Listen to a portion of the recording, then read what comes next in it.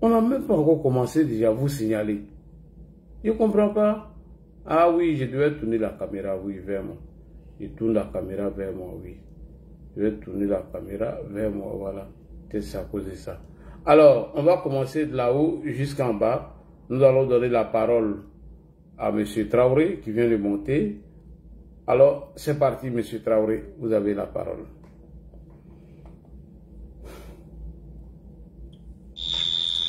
Bonsoir, Ladi. Bonsoir. Bonsoir tous les panélistes. Bonsoir. Bon, moi je pense que le thème que tu as choisi ce soir-là, ce thème-là est tellement important que franchement, il va falloir que après les élections, et la nation même se penche sur ce problème.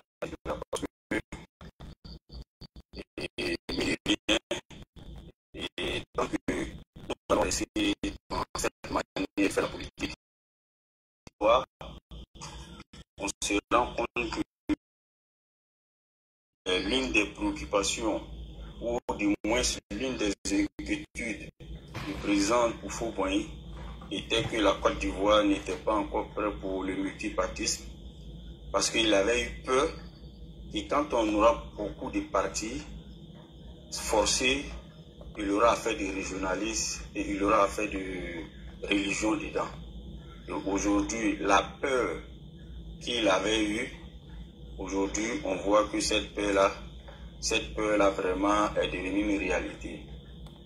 Très franchement dit, et quand tu écoutes certaines personnes, c'est déplorable. Mais j'ai dit qu'on subit les conséquences. Il va falloir maintenant qu'on cherche l'origine, la cause réelle. La cause réelle, c'est qui? Personnellement, moi je pense bien que c'est l'opposition. L'opposition à travers d'abord le FPI d'alors. Pourquoi j'ai dit le FPI d'alors? Parce que si vous vous souvenez bien, quand le président Alassane Ouattara, aujourd'hui Premier ministre en 90, est venu sauver Houphouët-Boigny pour discréditer le président Alassane, le Premier ministre d'alors, on a commencé à entendre certaines choses sur lui. Et ça a commencé à prendre forme. Et pour le combattre même au sein même de son parti, il y a eu des voix qui se sont levées. C'est à partir de ce moment-là. Les gens pensent que c'est affaire des cartes de séjour qui a envoyé le problème. Non, non, non. Ce n'est pas affaire des cartes de séjour qui a envoyé le problème. Parce que quand il y avait la carte de séjour, les Ivoiriens n'étaient pas catégorisés. Parce que quand il y avait l'histoire des cartes de séjour, ceux qui avaient les pièces d'identité n'étaient pas opprimés. Donc on ne peut pas dire que c'est carte de séjour qui a envoyé. Non, ce n'était pas affaire des cartes de séjour. C'est lorsque certains ont commencé à stigmatiser certaines personnes en disant, et si vous vous rappelez très bien, il y en a même qui ont dit ici qu'ils ont le secteur du transport, ils ont le commerce, on ne peut pas leur donner le pouvoir exécutif. Ça a été dit en Côte d'Ivoire, si vous vous souvenez bien. Et ce problème, c'est un problème réel. Il faut dire, moi personnellement, je me dis très franchement que le jour le président Gbagbo va quitter la scène politique en Côte d'Ivoire, on aura la tranquillité. Ça, c'est ma vision des choses. Hein, parce que, si vous vous souvenez bien, c'est lui, Laurent Gbagbo, qui a dit qu'il était solidaire du combat et du code électoral que le pouvoir Bédié avait pris pour exclure le président et le premier ministre d'alors, Alassane Ouattara. Et lorsqu'il arrive au pouvoir, c'est lui qui dit encore, et ils prennent ça même comme un combat, il dit encore que ce qui lui gêne, c'est que le président, que les Ivoiriens ne trouvent pas Alassane Ouattara suffisamment ivoirien. Alors que nous avons une constitution. C'est cette constitution qui définit qui est ivoirien ou pas. Mais un chef d'État se permet de dire que les Ivoiriens ne trouvent pas quelqu'un suffisamment ivoirien pour lui laisser diriger la Côte d'Ivoire. Ce sont des propos très graves. Et voilà pourquoi lors de leur marche, quand il a dit à ses partisans qu'il d'arrêter de dire ça, moi ça m'a offusqué. Ça m'a offusqué dans la mesure où c'est toi-même qui a accentué sur ce problème ici. Toi, le père de famille, si tu as passé tout ton temps à dire quelque chose de ton voisin, mais demain, si tes enfants commencent à répéter ça, tu ne dois pas te plaindre. Non, non, non. Donc, très franchement, pour moi, le jour où le président Laurent Gbagbo va quitter la scène politique ivoirienne, je vous jure que ce problème-là, on aura de moins à entendre ça. Parce que ce sont ses partisans. C'est ses partisans. C'est pas quelqu'un d'autre. Les nordistes là, non seulement les nordistes dans l'histoire, on voit que les nordistes là, ils étaient là avant. Mais vous voyez quel nordiste en train de stigmatiser une autre ethnie, dit que vous là, vous n'êtes pas ivoirien. Non, non, non, les nordistes ne le font pas. Pour ceux qui connaissent l'histoire de la Côte d'Ivoire, les nordistes ont accueilli beaucoup de cadres qui étaient comment dire, orientés et qu'on les accueillait en tant que tuteurs. Moi, mon papa a accueilli beaucoup d'élèves qui n'étaient pas des nordistes. D'ailleurs, même mon oncle qui est sur mon deuxième compte là, c'est quelqu'un qui est venu fréquenter chez nous, que je le considère comme un frère. Il a fait son cursus scolaire chez nous à la maison. Il dormait là-bas, il mangeait là-bas. Mon meilleur ami à Boisflé, c'était Élysée. Un jeune, comment dirais-je, Annie. On était collés comme ça. Il n'y avait pas ce problème-là. Il n'y avait pas ce problème. Mais pourquoi aujourd'hui, là, les mêmes gars avec qui on a vécu hier, on vivait en parfaite harmonie. Ces personnes se permettent aujourd'hui de venir dire qu'ils sont suffisamment ivoiriens que d'autres. Dans quel pays ça peut exister et puis le pays va être tranquille? Non. Je pense bien que nos hommes politiques doivent faire le mea culpa et venir demander pardon aux Ivoiriens. Demander pardon aux Ivoiriens pour qu'on puisse les pardonner et on va passer là-dessus.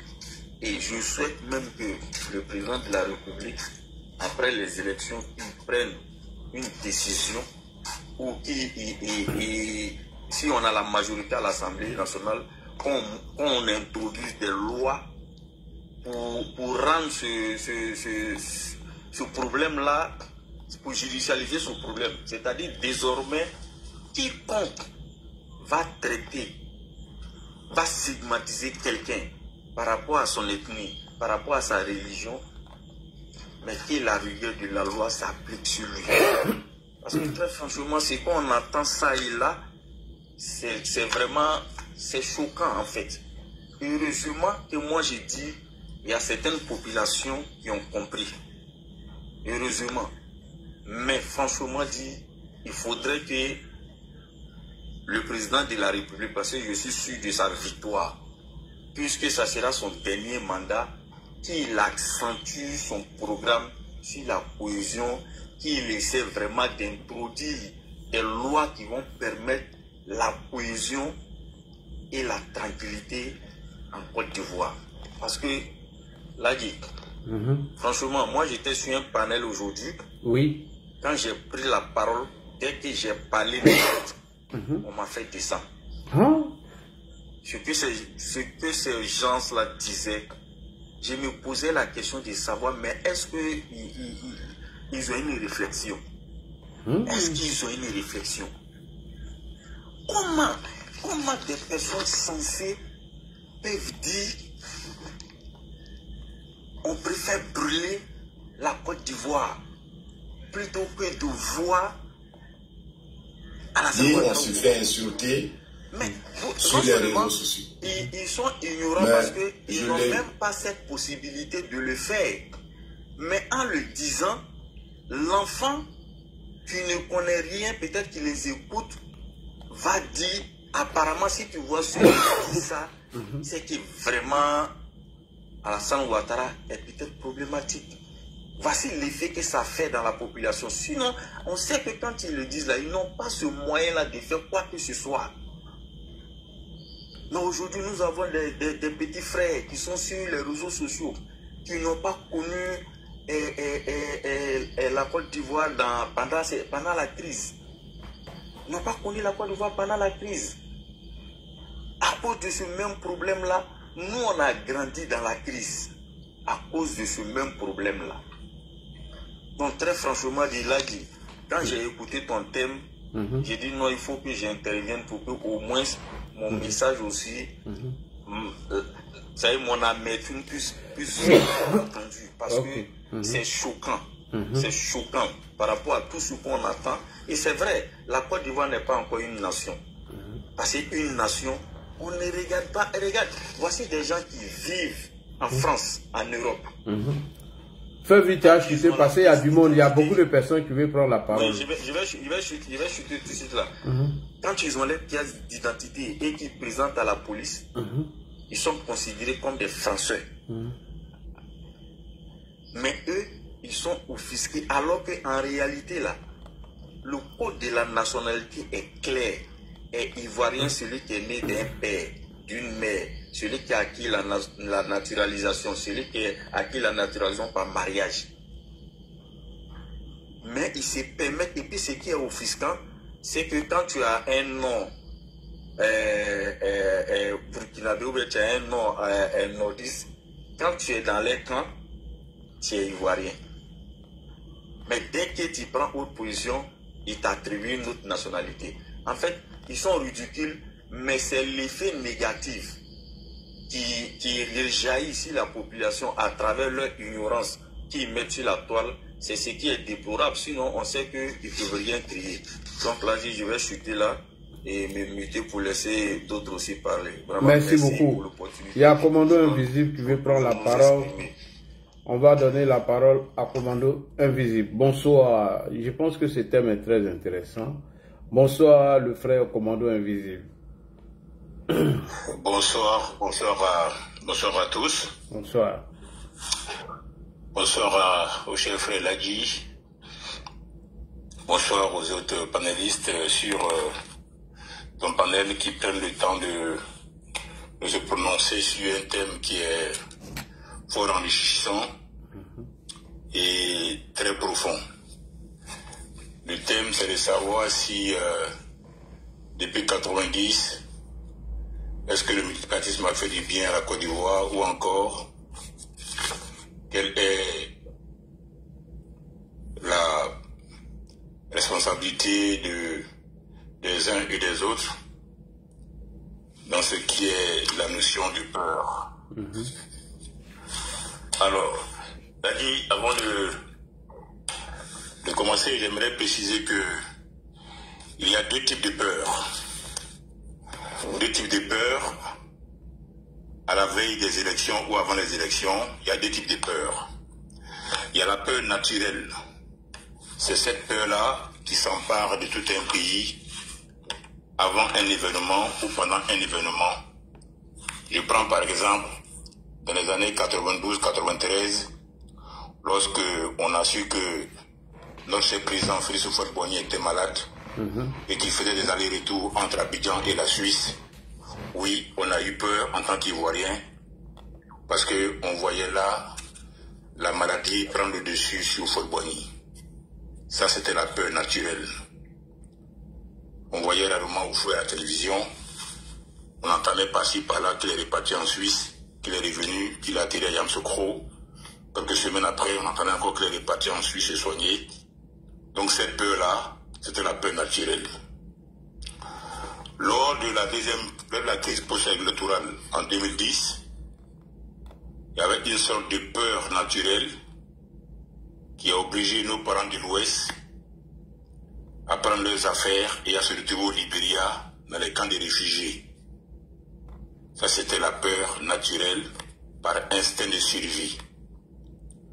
Récemment encore, lors de notre CAN, lorsque nous jouions contre le Mali, ou en finale encore contre le Nigeria, en tant que fervent supporter des éléphants de Côte d'Ivoire, nous avons eu peur.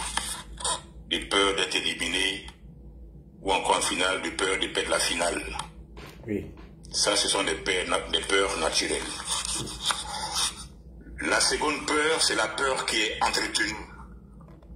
C'est la peur qui est fabriquée. C'est la peur qui est créée par les hommes politiques. Cette peur-là, elle commence en 90 avec le FPI d'un certain Laurent Gbagbo. En 90, les journaux proches de l'opposition, notamment un certain journal Bolcoach ou encore La Voix, vont se spécialiser dans la diffusion des sentiments de colère et de rejet envers le Premier ministre qui sera traité d'étranger, de boyrodien. Le terme est du FPI et de ses journaux satellites en 90. À partir de 93, les hommes politiques encore, précisément à partir du 7 décembre 93, lorsque le président Bédié, accompagné des gendarmes, arrive à la RTI et qu'il fait son discours en demandant aux Ivoiriens de se mettre à sa disposition et que le pays sera gouverné, à partir de là encore, il y aura toute une machine d'État, toute une machine gouvernementale qui va se mettre en branle justement pour distiller cette peur-là encore pour la seconde fois. Ça va commencer par Fraternité Matin même. Ça va aller jusqu'au national de Koudoupol. Ces journaux-là vont même réécrire l'histoire en amenant les Ivoiriens du Sud à avoir une peur bleue des Ivoiriens du Nord. Les premiers actes de Bédié seront entre autres la chasse dans l'administration des cadres du Nord. À l'époque, le Premier ministre Alassane Ouattara, qui est au Fonds monétaire depuis le 9 décembre 1993, va s'en plaindre auprès d'Abdoul Diouf, qui à l'époque était le doyen de la CEDEAO, afin que Bédié mette un peu d'eau dans son vin, ce qui est la chasse aux cadres du Nord. La loi électorale sera renforcée en 1995, parce qu'on va faire comprendre aux Ivoiriens du Sud que ce candidat-là, c'est le candidat des musulmans, c'est le candidat des djoulas, c'est le candidat qui va venir construire des mosquées partout. Donc à partir de là, on est en train d'amener une partie des Ivoiriens à avoir peur de son frère du Nord. C'est ce que j'appelle la peur entretenue, la peur créée, la peur fabriquée à travers l'ivoirité. Et à partir de là, la machine de la peur ne va plus s'arrêter. Elle va continuer. Elle va continuer. Lorsque, en 90, on parle de politique, avec l'arrivée du LPI, on parlera de la gauche, Bamba Morifere, Vaudier, Babo, Angèle Nyonsoa, Zali Zaourou, et on parlera de la droite incarnée par Ofor Boigny. Mais à partir de 93, on va parler plutôt des héritiers de Karagbe Nyangbe incarnés par le FPI et Ofor Boigny, ou du moins son parti de PDCI.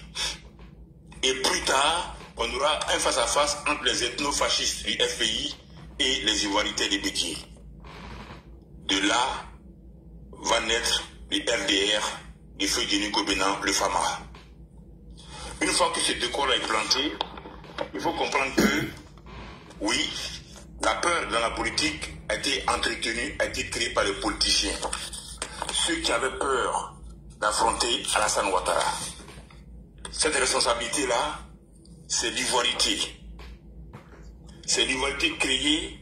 Objectif que d'écarter coûte et coûte Alassane Ouattara pour les élections de 1995, il va modifier le code électoral et enfin il va le mettre dans un article pour dire qu'il faut avoir résidé 5 ou 10 ans sur le sol ivoirien, ce code qui était véritablement caduc et non fondé Alassane Ouattara, qui n'est pas un homme de violence, va accéder à cette volonté manifeste dans la mesure où la loi l'écarte et va se soumettre au verdict de la loi du code électoral d'alors.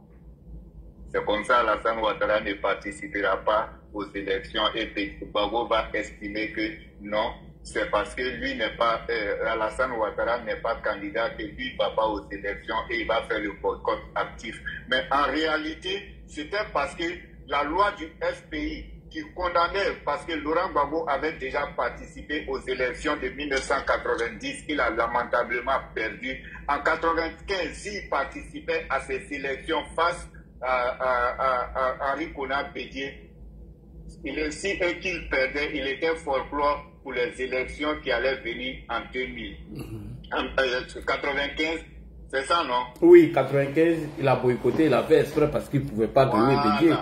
Parce qu'il ne pouvait pas partir aux élections de 1995, il fallait boycotter parce que s'il va, qu'il perd face à Bédié, le FPI était nécessairement obligé de présenter un autre candidat en 2000 pour aller aux élections. Donc Laurent Gbagbo avait ce plan-là, il savait ça, donc il a préféré ne pas aller aux élections et ainsi il a commencé à manipuler, continuer à manipuler les étudiants qui vont instaurer la violence au sein des campus universitaires et ainsi de suite. La violence va devenir une arme forte dans la politique ivoirienne et ainsi nous sommes confrontés à cette politique jusqu'à on va rentrer dans le coup d'État en 1999 avec Guy Robert, lui aussi qui au début de ce coup d'État va sembler être vraiment favorable pour l'instauration et l'installation d'une belle démocratie parce qu'on avait eu Toumani Touré au Mali qui avait fait une belle transition et qui a réussi, qui a cédé le pouvoir. On avait eu Mathieu Kérékou au Bénin qui avait réussi sa transition et qui a cédé le pouvoir aux civils. On avait eu Jenny Rawlings qui avait réussi sa transition au Ghana et qui a cédé le pouvoir aux civils. Et tout le monde avait nourri cet espoir-là avec Guy Robert qui malheureusement va se laisser manipuler par le FPI et il va perdre ce pouvoir qu'il avait tant voulu et on connaît la suite. Cela va l'envoyer là où il ne devait pas partir en cette période-là. Donc on l'a dit, voilà comment la violence va devenir une arme pour le FPI qui depuis lors continuait à manipuler les étudiants et les travailleurs. La Côte d'Ivoire va passer même jusqu'à une année blanche et la Côte d'Ivoire va connaître des grèves en grève dans les services publics de l'État. Et si tu as remarqué aujourd'hui, à la veille des élections, ils reviennent encore avec les mêmes discours. Sur les panels partout. Merci beaucoup. C'est grave. Et ça, je vous le rappelle toujours. Laurent Gbagbo, c'est un véritable manipulateur, mais il faut toujours savoir lire dans les discours de Laurent Gbagbo. Et tous ceux qui savent faire des développements des discours, ils te le diront. Laurent Gbagbo, en 2000, va aller aux élections avec Guy Robert. Guy Robert, avec Honoré Guillet, ils vont annuler les votes des régions de Gagnoa, Soubré et autres. Et puis Guy Robert va se proclamer président élu. Et Laurent Gbagbo va appeler les Ivoiriens dans les rues, toutes tendances confondues. Les gens vont sortir, on va réussir à chasser Guy Robert. Nous, on a marché de BMW jusqu'à la 220. Oui, on se rappelle du discours. Ils nous ont dit que le pouvoir était dans... Et que si le général Robert Gueye était parti, on allait organiser les élections. Et c'est Boga Doudoumen qui a demandé à Mandou. Oui, oui. C'est ce qui a motivé les militants de RDA à sortir. Puisqu'on a dit tous les militants de RDA, on est tous sortis là, ce jour-là pour aller manifester et puis chasser Guy Robert. Et le lendemain, nous, on avait voulu continuer les protestations afin que les élections soient reprises. Et ce qui a abouti à ce que vous savez qu'on a appelé le truc de Yopougon pour ne pas faire sauter le panel. Donc voilà un peu l'historique de la violence dans notre quotidien, dans notre vie politique. Et il va se servir des jeunes étudiants, notamment les Soro Guillaume, les Blé Goudé et bien d'autres, le Damana Picasse. Et c'est cette violence-là qui est devenue aujourd'hui pour eux comme une identité culturelle dans le PPACI et dans le FPI. la violence est devenue leur identité culturelle. Et pourquoi j'ai dit que la manipulation de Laurent Gbagbo, il faut faire très attention avec. En 2021, quand Laurent Gbagbo va quitter Alaye, il va venir appeler ses partisans à Port-Boué ou bien je ne sais, à Dabou, je ne sais où. Il va dire aux populations, je crois que c'était à Lakota, il va dire aux populations que lui n'a pas perdu les élections de 2010. Et que en 2000, c'est lui qui avait gagné parce que le président, le général Gueye Robert, écoute très bien, le général Robert Gueye, il a fait supprimer le vote des populations, des Gagnois, des Dalois, des Soubrés, des Issia. Mais Laurent Gbagbo pouvait s'arrêter seulement qu'en citant les régions. Mais quelle est la manipulation qu'il va mettre dedans? Il va lancer un appel aux populations de ces localités-là. Il va dire, en fait, enfin, il va dire, enfin, tout le monde, tous ceux qui font la littérature savent à quel moment on emploie le mot enfin. Enfin, pour finir, je vais vous dire que c'est la région pétée qu'il va supprimer le vote de la région pétée. Et Laurent Gbagbo va s'arrêter là. Mais Laurent Gbagbo ne dit pas aux autres, à ceux qui l'écoutent que non, effectivement, en 2010 aussi, la même scène s'est passée et moi aussi, j'ai supprimé le vote de Kouaké, de Ferké, d'Odiéné, ou même dire que la région du Nord, il ne le précise pas pour que les gens comprennent réellement qu'est-ce qui s'est passé en 2010. Mais il rappelle aux gens que Gueye a supprimé les votes des PT en 2000. Voilà la manipulation, l'appel qu'il lance à ses compatriotes. Oui, il y a une motion de commando invisible. Est-ce que on prend la motion? Oui, il n'y a pas de problème. Alors, on y va. Commando invisible. Vous voyez, c'est ce genre de débat-là il faut faire. Le frère vient de faire l'historique même. Et il y a commando invisible qui prend une motion. Et cette vidéo est enregistrée sur YouTube et Facebook. Et c'est très important pour nos panélistes. Parce que on va vous laisser sur les panels comme ça. Hein, et on va vous poser des questions. Vous allez partir faire les débats. Vous avez vu aujourd'hui, moi je suis monté sur le panel de Annie Télé. Il n'y a pas besoin de montrer les discours. Sauf si on m'avait demandé des preuves, je pourrais sortir ces preuves. Allons-y, commandant invisible pour la motion. Oui, en termes de motion, oui. J'avais un petit additif à apporter au propos du frère Abou. D'accord. Bon, comme j'ai vu qu'il y a beaucoup de personnes sur le panel. Non, vas-y. C'est pas le nombre de personnes qui compte, c'est la qualité du débat qui est important ici. Parce qu'on est suivi sur les trois panels. Merci. Je voulais laisser les autres s'exprimer, mais je vois qu'il y a possibilité de rajouter à ce que le frère Abou dit, qui n'est pas faux du tout. Et effectivement, comme il a assez bien dit, j'aimerais aussi, donc, pour revenir dans le thème que tu as abordé, si la Côte d'Ivoire était prête à accueillir le multipartisme. Oui, la Côte d'Ivoire était prête à accueillir le multipartisme. Je le dis, s'il n'y avait pas eu Gbagbo Laurent. S'il n'y avait pas eu Gbagbo Laurent, s'il n'avait pas eu Bédié, oui, la Côte d'Ivoire était prête à accueillir le multipartisme. Parce que quand on fait un bond en arrière, il y a des faits qui nous reviennent comme des flashs qui reviennent à l'esprit.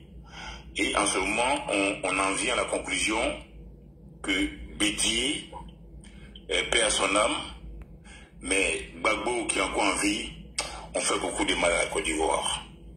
Et lorsque sur les panels aujourd'hui, on entend leurs militants essayer de réduire la Côte d'Ivoire aux événements du 19 septembre, c'est dire qu'il y a une méconnaissance de l'histoire de la Côte d'Ivoire. Bédié nourrissait un tel complexe, et c'est ce complexe-là qui l'a mené à créer l'ivoirité. Parce que déjà dans les années 66, Bédié a acheté son doctorat sur Houphouët-Boigny. Il était alors ministre de l'économie et des finances en 66 jusqu'en 77. Et son doctorat en sciences économiques, il l'a acheté à 69. Et lorsque le scandale de ce doctorat acheté a éclaté, Houphouët-Boigny a été déçu et Houphouët-Boigny a mis Bédié à l'écart. Bédié, dans le livre de Jacques Paulin, Cette histoire est bien relatée pour ceux qui veulent savoir. Jacques Bolin, c'est l'ancien conseiller du président du DG, Amani Diori, de 65 à 74. Il explique bien cette histoire du doctorat acheté de Bédié en 69. Et le titre de l'œuvre, c'est la succession de Folboni. Et pour cela, Bédié, pour ce doctorat, il va corrompre le jeu à qui il va verser un montant de 2 millions, anciens francs bien sûr, pour pouvoir obtenir son diplôme d'État. Mais pourquoi Bédié le fait? Bédié le fait parce que Bédié nourrit déjà un complexe vis-à-vis de Mohamed Diawara, qui à l'époque ministre du plan de Folboni. Et Bédié veut se positionner pour l'après Houphouët.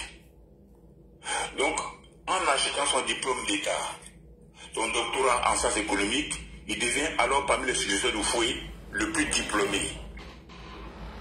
Et c'est ce complexe-là que le même Bédié, il va nourrir encore envers Alassane. Quand Alassane vient à la primature, Bédié a un complexe. Regardez les photos d'Houphouët-Boigny. Vous verrez, Houphouët était assis, Alassane à ta droite, et après Alassane il y a Bédié. Même encore, il y a eu une image qui m'a frappé où Houphouët est se trouve à une inauguration. Il tient le ruban avec Alassane, derrière Alassane il y a Léon Kounan Kofi, et derrière Houphouët, pardon, il y a Léon Kounan Kofi, et derrière Alassane il y a Bédié. Mais toutes ces images, vous voyez le regard de Bédié, qui n'est jamais souriant. Bédié qui déteste Alassane parce qu'il a un complexe d'infériorité. Et lorsque le scandale de complexe sucrier va intervenir, Houphouët donc va demander à son ami de Jacques McNamara de le prendre à la Banque mondiale. McNamara, qui va récupérer Bédié à la Banque mondiale, va le surnommer en anglais le lazy boy, autrement dit le paresseux. Pour dire quoi? Pour dire que Bédié n'avait pas les compétences pour diriger la Côte d'Ivoire. Il avait un complexe vis-à-vis du Premier ministre. Le même complexe qu'il a nourri autrefois envers Mohamed Diawara. Donc, pour ne pas que le Premier ministre lui fasse ombrage, il va mettre en place maintenant l'ivoirité. L'ivoirité qui vise à écarter Alassane de la course à la présidentielle. Est-ce que vous savez que lorsque Alassane fait la déclaration le 7 décembre 1993, officiellement, pour annoncer la mort de Houphouët-Boigny, Bédié donne des consignes afin que Alassane ne vienne pas s'incliner sur la dépouille de Houphouët-Boigny. Et si vous avez bien suivi le protocole pour ceux de ma génération, Alassane profite du passage des ambassadeurs pour intervenir, pour aller s'incliner devant la dépouille mortelle de Houphouët. Et si vous regardez encore, pour ceux qui ont la mémoire, cette image-là, elle marque parce que Bédié est pris de panique, il va se lever de son siège. Ce qui n'est pas prévu au protocole. Parce qu'il avait donné des consignes fermes, il avait donné des consignes pour qu'on empêche que le Premier ministre vienne s'incliner sur la dépouille de Houphouët. Toutes les restrictions sont passées. C'est quand les ambassadeurs passaient qu'Alassane a profité pour rentrer, pour justement s'incliner sur la dépouille du modèle de Houphouët. C'est ce complexe-là qui a vu la vie d'Alassane qui a fait que jusqu'à aujourd'hui, même avant son départ, avant son décès, il allait se rallier encore à Gbagbo. Il allait s'allier encore à Gbagbo. Il a invité, avant Gbagbo, il a invité Soro à Daoukoro pour aller danser avec Soro, fumer le cigare, boire le champagne, présenter Soro comme son fils. Et après maintenant, qu'est-ce qu'il a fait? Il a reçu Gbagbo, avec qui il a fait la paix. Ce complexe vis-à-vis d'Alassane ne l'a jamais quitté jusqu'à sa mort. Et ce problème dans lequel on est aujourd'hui, c'est l'héritage que Bédié a laissé dans la tête des gens du PDCI et dans la tête d'une partie des Ivoiriens, notamment ceux du PPACI. En quittant le RHDP, il a encore creusé le fossé. Il n'a pas su partir par la grande porte. Donc ce complexe-là, il le nourrit depuis tout le temps. Il a fait pareil avec Mohamed Diawara. Et il a fait également pareil avec Alassane. Sinon, quand Bédié fait ses milliards, il est l'un des rares ministres à l'époque à faire ses milliards. En 1977, quand il a fait des complexes sucriers, c'est encore des milliards qui ont été sucrés. notamment au sujet des complexes sécuriers de Katiola, de Zenoula et de Borotou Koro. Quand les deux pouvoirs, on ne va pas rappeler ici que son fils Patrick Bédier qui détient le monopole du riz. Oui. Sans oublier le scandale de 18 milliards. Ou encore un PFBD de 20 000 francs qui était facturé à 129 000 francs. Une boîte de pansement de 30 000 coûtait 376 000. Oufoué a laissé le pays à ces trois personnes. Hélas, Bédier, Alassane, Guéhi et Léon Konakofi.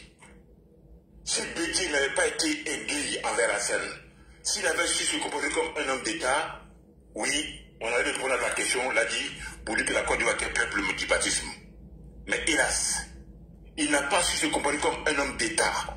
Il est plutôt arrivé pour régler des comptes, pour écarter Alassane, qui était plus éloquent, plus brillant que lui, plus travaillé que lui. Et à côté de Bédier, on avait encore un autre fossoyeur que Gbagbo Laurent. Et quand Bédier part, Gbagbo arrive, et hélas, le pays encore va sombrer dans les abîmes. L'un après l'autre. C'est en cela qu'on peut dire effectivement que nous n'étions pas prêts pour le multipartisme. Sinon, le pilier était posé. On était un pays en avance sur les pays de l'Afrique de l'Ouest. Comparativement aux pays de l'Afrique de la CEDEAO, on était un pays où le taux de scolarisation était acceptable. On avait des professeurs, des enseignants, on avait des facultés de médecine qui faisaient que les autres même quittaient dans la sous-région, même vers l'Afrique équatoriale, Gabon, Cameroun, pour venir dans nos universités médicales à Abidjan. On était en avance. Donc, économiquement, on avait les piliers pour passer d'une situation de parti unique à une partie de multipartisme. Donc, on avait deux fossoyeurs en chef. Bédier, qui n'était pas brillant, et qui jalousait Alassane Ouattara. Au point de mettre en place un code électoral pour pouvoir l'empêcher d'être candidat. Et il ne s'est pas arrêté là. Il a mené la chasse au cadre du Nord. Parce que pour lui, ces cadres du Nord-là allaient supporter Alassane. Il ne s'est pas arrêté là. Il a fissuré le PDCI. Parce que les rénovateurs au sein du PDCI ont estimé que c'était Alassane qui pouvait conduire le navire d'Ivoire. Il ne s'est pas arrêté là. Il a mis Philippe Yassé en quarantaine. Parce que Yassé était pour Alassane. Il ne s'est pas arrêté là. Il a combattu Kofi Gadou. Parce que Kofi Gadou était pour Alassane. Donc pour lui, il fallait qu'il s'impose comme un empereur.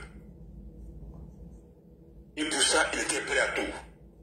Et c'est en ce moment-là qu'il nous a servi dans l'ivoirité. Et toutes les conséquences de l'ivoirité, c'est ce qu'on vit encore aujourd'hui avec les élections. Si ces héritiers-là, ils avaient su gérer la Côte d'Ivoire, notamment Bédier qui est arrivé au titre de l'article 11. Si c'était comporté comme un homme d'État, au point de savoir travailler avec son premier ministre, Alassane Ouattara, on n'en serait pas là. Mais figurez-vous que même dans le même parti, le PDCI, Bédier s'est arrangé avec l'appui du FPI à l'Assemblée nationale pour bloquer les projets de loi du Premier ministre. Il a fallu que Alassane s'en plaigne auprès de Oufoué, que si ça continue, il va démissionner.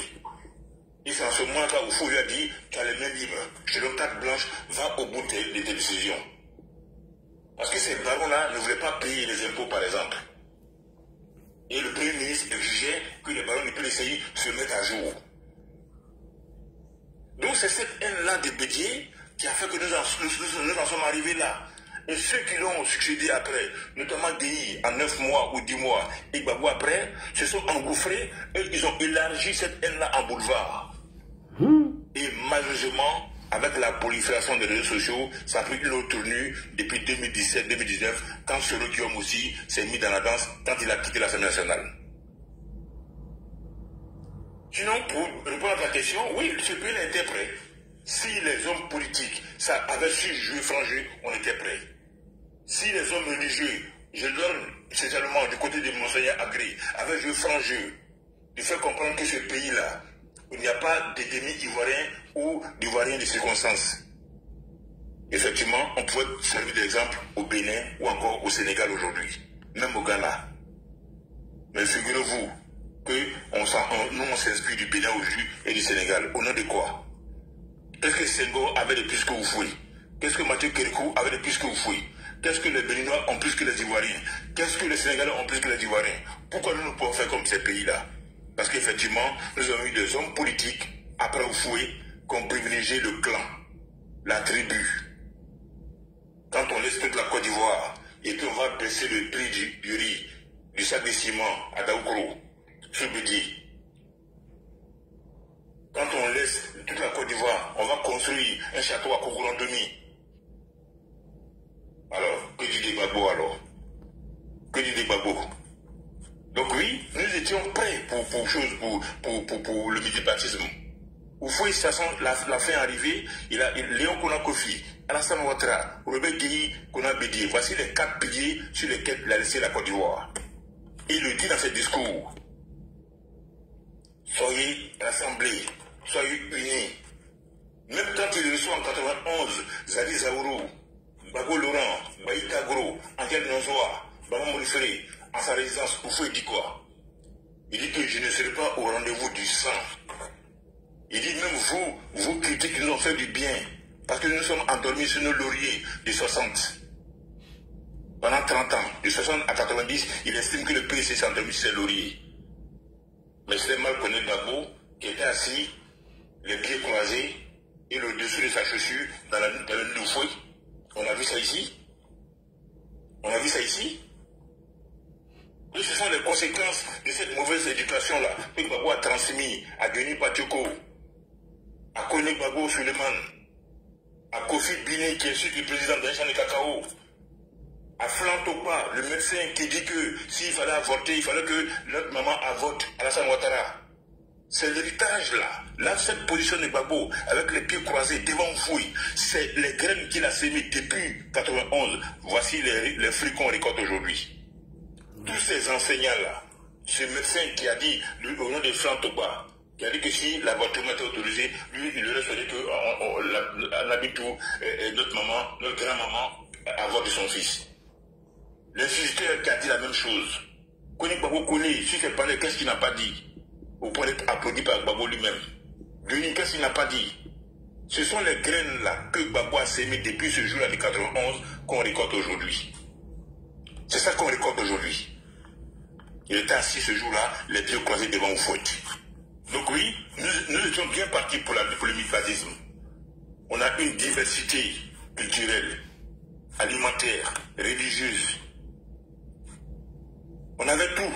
Il suffisait seulement qu'un politicien digne de ce nom, qui succède à Oufoué, dise voilà, moi je vais travailler comme Oufoué, je vais rassembler les Ivoiriens. Autour de moi, il y aura une équipe. Mais Bédié ne voulait pas d'une équipe, Bédié voulait d'un clan. Et quand il est parti, Gbagbo est venu, il a voulu aussi d'un clan. C'est seulement le président Alassane qui a mis en place une équipe pour pouvoir remonter justement la pente avec la Côte d'Ivoire. C'est le président Alassane uniquement qui a mis en place une équipe. Sinon, eux tous sont arrivés avec les plans. Bédié, Guéhi, Gbagbo. C'est ce qui nous a fait qu'aujourd'hui encore, on donne des leçons par rapport au Bénin, par rapport au Sénégal, par rapport au Ghana. Sinon, c'est en temps normal, on est dans le billon. Mais c'est la faute de ces politiciens-là qui, hélas, ont eu la bénédiction de l'Église catholique. Merci, Ladi. Merci pour cette motion. Est-ce que Abou, tu as quelque chose à ajouter sur la motion du commandant invisible? Mais je n'ai pas grand-chose à ajouter. On dit le panel est instructif ce soir, hein? Ben c'est bien. Merci. Merci beaucoup. Donc, je voudrais dire que bien avant même le multipartisme, il faut rappeler aux Ivoiriens que déjà il y avait un multipartisme qui existait même quand on avait le parti unique comme PDCI, parce que les députés n'étaient pas choisis ou nommés par Houphouët-Boigny. Les députés partaient en compétition dans les différentes localités respectives dont ils voulaient compétir. Et ces élections se faisaient au même titre comme de façon on le fait aujourd'hui, et même les élections municipales se faisaient dans les mêmes conditions. Mais je vais conclure pour dire qu'aujourd'hui, pour renouer avec la violence aujourd'hui, je pense que c'est cette base-là que le président Alassane Ouattara est en train d'installer aujourd'hui, notamment avec l'impartialité de la justice. et faire rappeler aux Ivoiriens, comme le disait Laurent Gbagbo lui-même, nul ne peut être plus fort que l'État. Tu peux ne pas accepter une décision judiciaire, sauf que malheureusement, elle va s'appliquer à toi. Et c'est cette carence de justice autonome qui a longtemps plongé ce pays dans cette crise politique à un point fini. Je vous rappelle qu'en 2016, au Brésil, Madame Dilma Rousseff, elle a été élue comme présidente du Brésil. Et en 2016, le Sénat brésilien a fait une motion de destitution et ils sont allés aux élections. Après les élections, à la majorité, elle a été démise notamment de ses fonctions de président de la République du Brésil. Bien évidemment, quand les sénateurs ont fini de voter, ils ont envoyé à la Cour constitutionnelle et la Cour constitutionnelle a prononcé sa démission avant qu'il ne parte à de nouvelles élections. Voilà comment fonctionne. Et certains leaders d'opinion du monde ont condamné cela comme comment on appelle ça, ils ont considéré ça comme un coup d'État. Et même, ils sont allés même appeler comme façon les gens, les détracteurs font ça aujourd'hui avec la Côte d'Ivoire. Et ces détracteurs sont allés appeler cela un coup d'État institutionnel. Et chez nous, ils appellent ça, quand on fait une modification, une nouvelle constitution, ils appellent ça coup d'État constitutionnel. Donc j'ai fait un petit paramètre sur ça pour rappeler aux uns et aux autres que seule la justice peut départager et ramener le calme dans la vie politique ivoirienne. La crise de 2010, elle n'est pas tombée du ciel.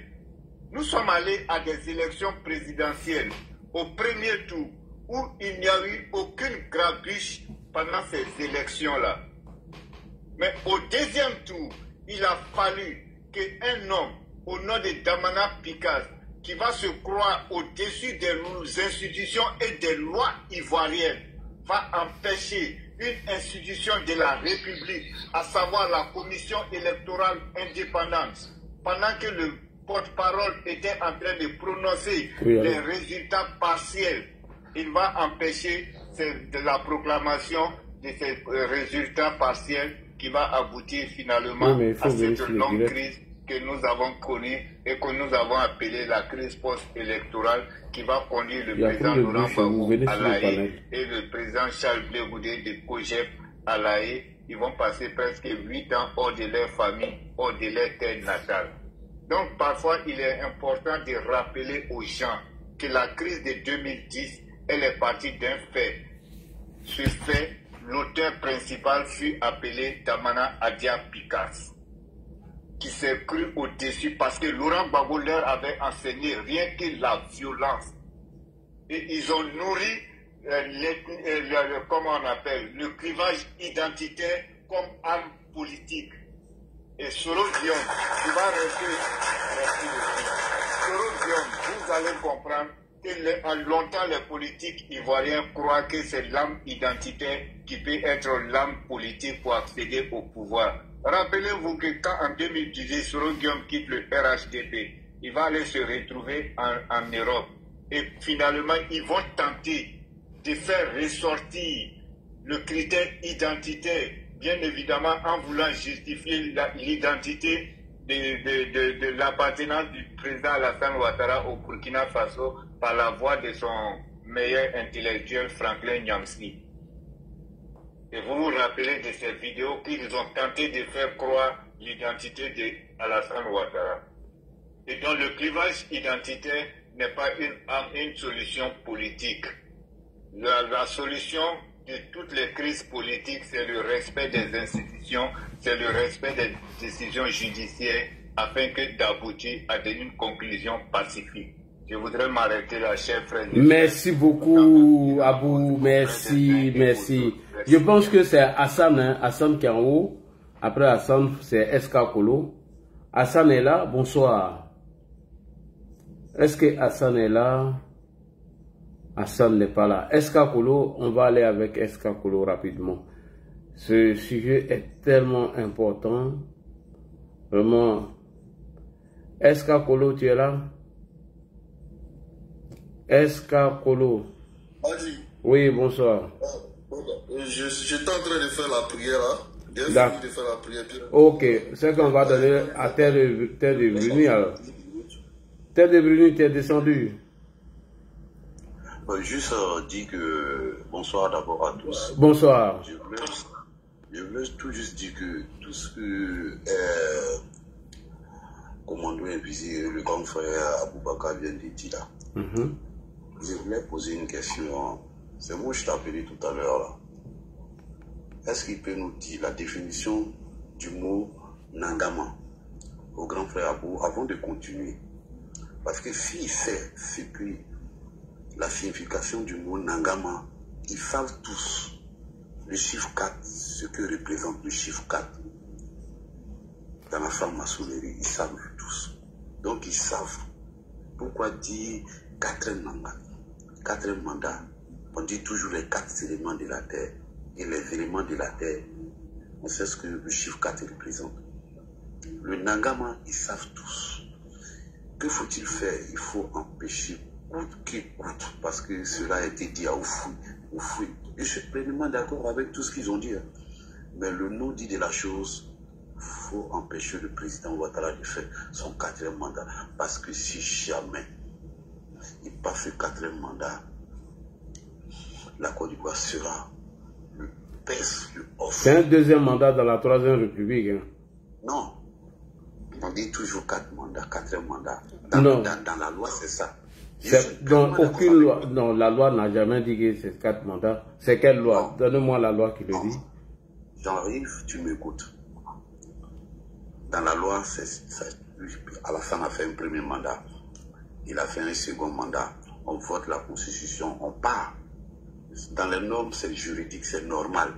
Mais qu'est-ce qu'ils veulent faire comprendre aux novices? À ceux qui ne savent pas. On dit qu'il a fait 4 mandats. Non. Il ne peut pas dire la vérité. Il faut empêcher ça. Donc, comme ils veulent empêcher ça, ils savent si jamais ce monsieur part sur cap, c'est fini pour eux. C'est ça la vérité, grand frère l'a dit. Ils savent la vérité.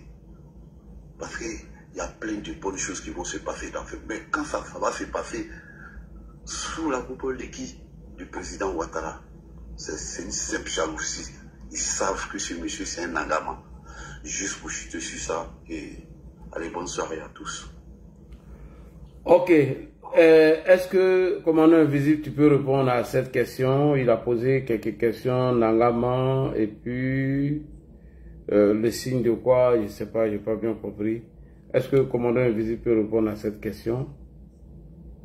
Bon, la réponse, elle est la signification de celui qui est prédestiné pour quelque chose, celui qui est venu pour quelque chose. Autrement dit, Alassane Ouattara est venu pour diriger la Côte d'Ivoire. Il fut une époque où nous avons comparé l'arrivée d'Alassane Ouattara à un illustre autre fils de Dieu, mais une époque qui remonte des temps anciens. Voyez-vous, on a parlé des pharaons à l'époque. Il fut une période où Pharaon tout-puissant, roi d'Égypte,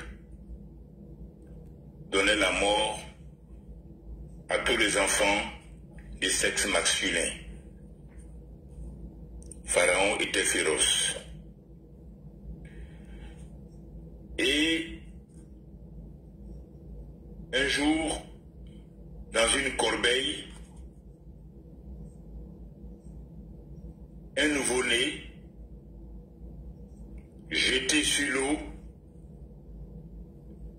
cette eau qui arrive jusqu'au palais de Pharaon, ce nouveau-né-là, dans cette corbeille arrive donc au palais de Pharaon.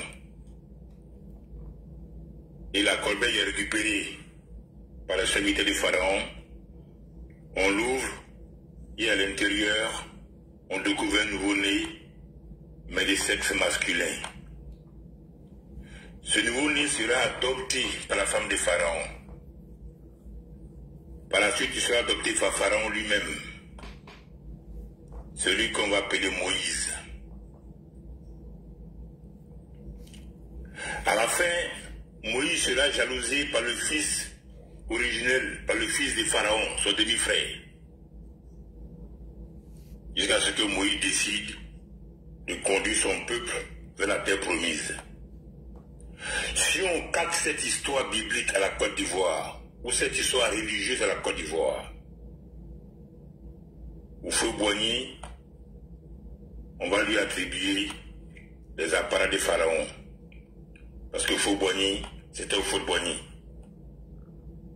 Il fait une période où il crachait le feu pour y prendre Gbagbo pendant son meeting à Gossa de Gagnon avec Kabola.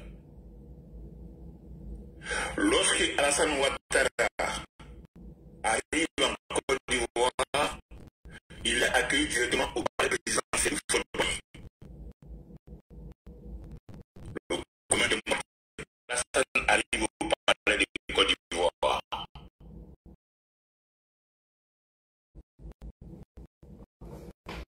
Quand il arrive, il est adopté par le palais présidentiel. Il est adopté par Oufoué, comme Pharaon a adopté Moïse.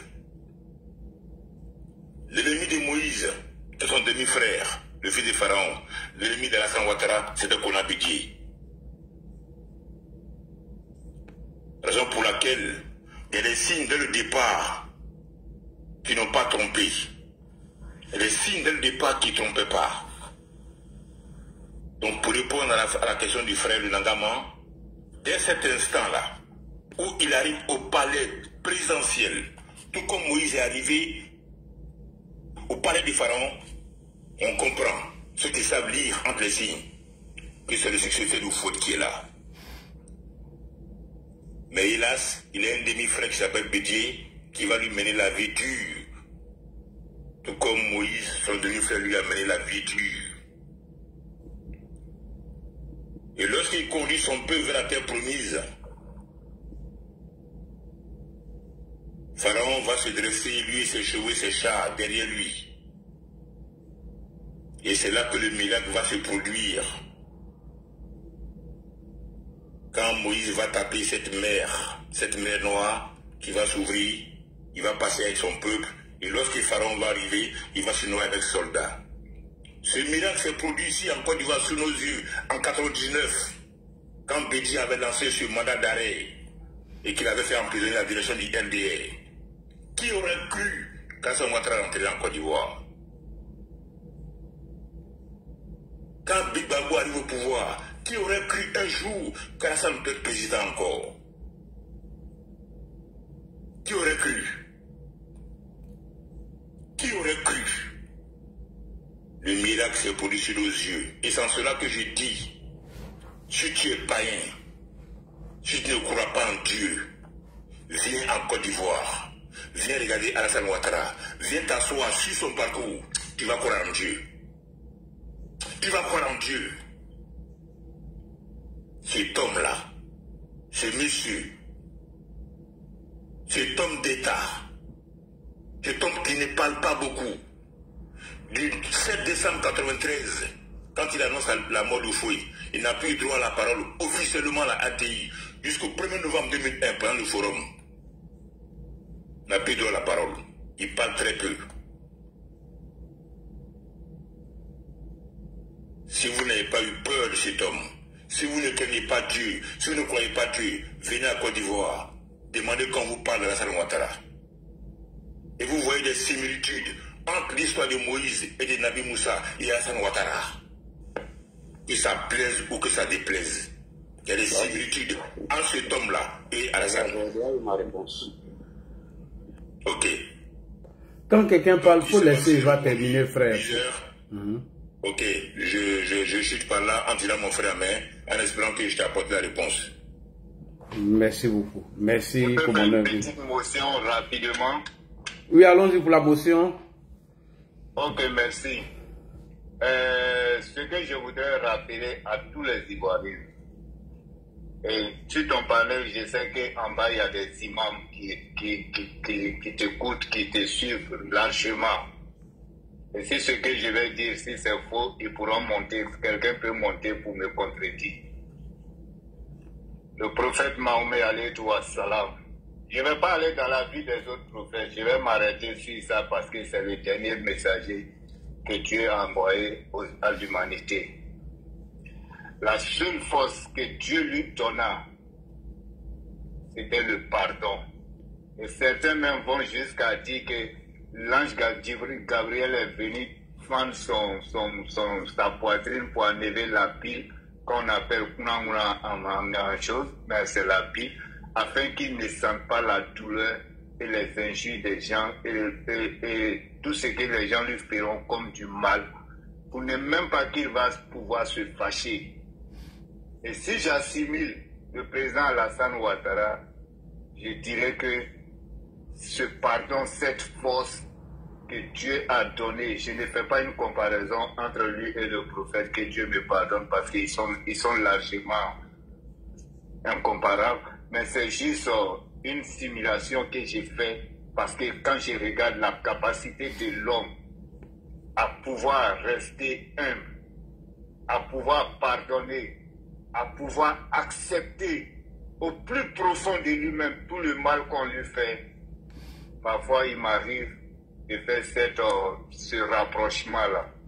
Et donc, c'est ce que je voudrais ajouter sur la motion du frère. Et je sais qu'avec l'expression que j'ai donnée, beaucoup d'entre vous ont compris ce que je vais dire. Merci beaucoup, Ladi. Il faut continuer à discuter. Merci.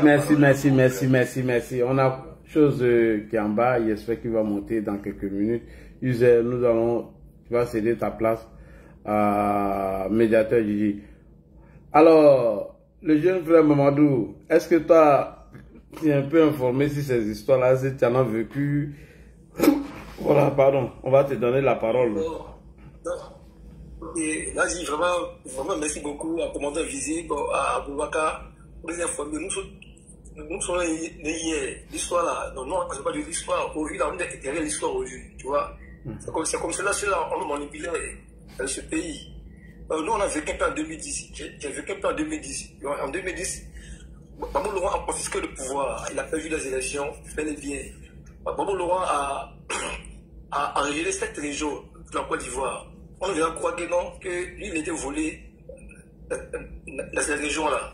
Babo Laurent nous a envoyé la jeunesse à l'abattoir. Babo Laurent nous a envoyé la jeunesse à la mort. Ce monsieur. Ce monsieur était un manipulateur, ce monsieur était méchant. Parce que ce monsieur nous a blagué et nous distribué des armes, allait tuer nos frères, parents au nord. Ce monsieur, Babo Laurent. Aujourd'hui, là, les grands frères, commandant invisible, Abou, clarifier les choses. Comment l'histoire de la Côte d'Ivoire, tu vois, ces gens-là, leur gouvernance là, c'est comme ça qu'ils nous mentaient. Il fallait que ces grands frères aujourd'hui, pour nous, ils aient fait ces choses, que ces gens-là, qu'il faut qu'on va les suivre. C'est les gens qui ne sont pas crédibles. C'est les gens qu'on peut payer en otage. Voilà, c'est les gens qui ont embobiné, nous, la jeunesse de le passé. Voilà, j'aimerais dire aux Ivoiriens, vous avez bien écouté la parole de commandant invisible Abou. Celui qui réfléchit, celui qui est posé de la tête, ces deux grands frères là, ce qu'ils ont expliqué là, c'est Babo Laurent là, on peut le suivre encore. On peut le suivre. Parce que nous, on était encore enfants que ceux-là, qui prenaient le pouvoir. Et on a vu, malgré on était enfants, on a vu ce qu'ils faisaient à nos parents. Non. Ils ont divisé la Côte d'Ivoire. Ceux-là, ils disent que nous les Nordistes, on n'était pas les Ivoiriens. Nous, les Nordistes, on est bel et bien les Ivoiriens. Les grands frères ont démontré A plus B que ces gens-là, c'est les gens qui nous divisaient. C'est les gens qui nous envoyaient à l'abattoir de la jeunesse. C'est les gens qu'on formé des rebelles de la jeunesse ivoirienne. Nous, les jeunes ivoiriens, nous ne sommes pas rebelles.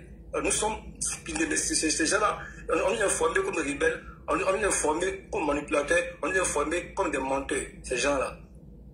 Pourquoi? Aujourd'hui, grâce à Alassane Ouattara, aujourd'hui, nous, la jeunesse aujourd'hui, on va clair aujourd'hui. On voit clair aujourd'hui. Il n'y a pas quelqu'un qui a dit que non, que sous la gouvernance d'Alassane Ouattara, qu'un jeune est manipulé. Non. Vous me rappelez-vous, les gens volaient les blancs, des bruitages. Babo Laurent nous a encouragé à voler les blancs. Vous me rappelez-vous, Babo Laurent nous a appelé à la Figaro, il nous a appelé à la Sorbonne, il nous a appelé à la place CPR et pour nous diviser les armes, nous dire entre nous-mêmes. Vous me rappelez-vous, ce monsieur dit que ce monsieur dit que vous et nous là, que vous avec nous, voilà, que nous sommes les ennemis. Parce que le côté là, il suivait Alassane Ouattara. Le côté suivait Alassane Ouattara et le côté le suivait. Le seul qui suivait Alassane Ouattara, c'est le monsieur dit que nous sommes les rebelles, que nous sommes les criminels. Alors c'est lui qui est le criminel et c'est lui qui est le menteur. Pourquoi c'est lui qui est le criminel? Pourquoi c'est lui qui est le menteur? Le vieux père, commandant invisible, a démontré. Abou a démontré que c'est Babo Laurent qui est le criminel, qui est le menteur. Vous avez vu, ces gens-là, c'est quand on nous a fait dans le passé, nous la jeunesse. On nous a trompés. On nous a trompés. Il y a l'histoire. Et parce que l'histoire là, nos grands frères, hein, ils n'avaient pas nous expliquer. C'est une longue vie qui a dû. Dieu merci, on a une longue vie. Dieu merci, on a croisé. C'était commandant invisible. Abou, on nous a clarifié l'histoire. Très bien expliqué. Nous, on a bien compris, on a bien saisi. Voilà, c'est pour leur dire aujourd'hui, à ce parti, le PACI là, que nous, la jeunesse de Côte d'Ivoire, nous, on dit, eux nous gagnent plus. Ceux-là, eux ne gagnent plus encore. Nous ne gagnons plus. Eux ne gagnent plus encore. Parce que là, on voit la vérité aujourd'hui. Parce qu'Alassane Ouattara, quand il prend le pouvoir en 2010, sa gouvernance jusqu'en 2025, nous la jeunesse aujourd'hui, on a profité de beaucoup de choses. Alassane Ouattara nous enseigne le respect, le pardon, la réconciliation d'abord, nous, la jeunesse de Côte d'Ivoire. Alassane Ouattara nous a appris à travailler, hein, et à s'occuper de nos parents. Hein, de nos parents aujourd'hui, grâce à Alassane Ouattara. Nous, la jeunesse aujourd'hui, il nous a appris la cohésion et la paix sociale. Hein, il nous a appris la cohésion et la paix sociale vers nos camarades.